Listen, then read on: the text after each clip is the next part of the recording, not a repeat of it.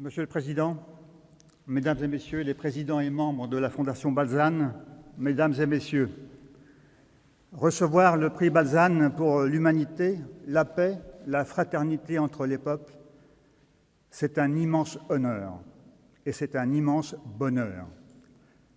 L'association agit depuis 20 ans pour donner une famille à des enfants qui n'en ont pas.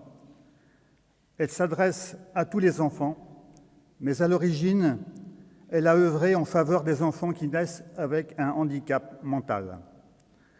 Ce fut une voie difficile, à contre-courant de l'évolution de notre société, dont chacun attend le bien-être, la conformité, l'intelligence et la beauté. Nombreux et parfois douloureux ont été les obstacles pour aimer et faire aimer ces enfants qu'on dit différents.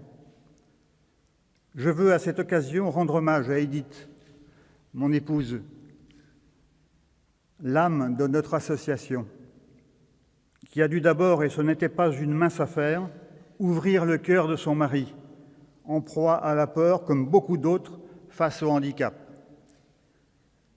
À la suite de la création du foyer de vie pour personnes handicapées mentales adultes, créé en France, nous avons été conduits par la dynamique de notre action à agir dans le même sens à Djibouti, en République démocratique du Congo, en Centrafrique, au Bénin. Ces pays connaissant de graves difficultés, des millions d'enfants y souffrent, enfants vulnérables, orphelins, abandonnés. Nous devions poursuivre nos engagements hors de nos frontières dans l'esprit de la Convention internationale des droits de l'enfant. Chaque enfant a le droit, pour son épanouissement, de vivre et de grandir au milieu d'une famille aimante.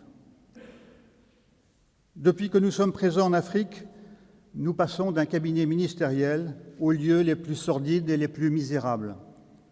Nous ne cessons de découvrir des situations dramatiques. Dans les maternités qui n'en portent que le nom, les conditions d'hygiène et de confort les plus élémentaires sont souvent absentes. La pauvreté est extrême quand nous constatons que la grande majorité des femmes venant accoucher ne peuvent s'acquitter des coûts des soins médicaux fixés à moins de 4 €. Les provinces les plus reculées, au milieu de la forêt équatoriale, sont le théâtre d'exactions, de violences extrêmes, de viols de femmes et même de petites filles. Nous avons rencontré, vivant dans cette forêt, la population pygmée, oubliée de notre société. Le problème de santé des pygmées est particulièrement grave, puisque seulement 4 enfants sur 10 atteignent l'âge de 15 ans. Et l'on peut aisément imaginer les mesures d'urgence à prendre pour intégrer, scolariser et dispenser les premiers soins médicaux. Nous n'avons pas l'ambition de sauver le monde, mais nous sommes témoins de cette indigence, de ces malheurs et de ces besoins.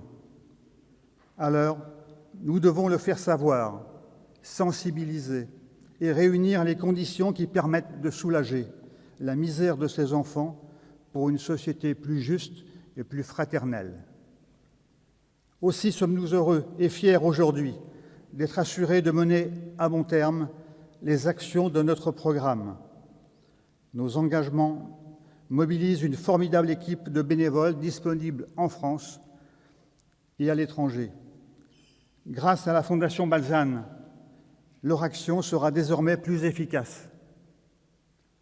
Au nom de toute l'équipe Vivre en famille, et notamment des membres ici présents, j'exprime toute ma gratitude au président et aux membres de la Fondation Balzan.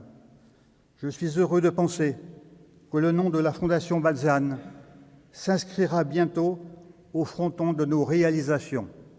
Je vous remercie.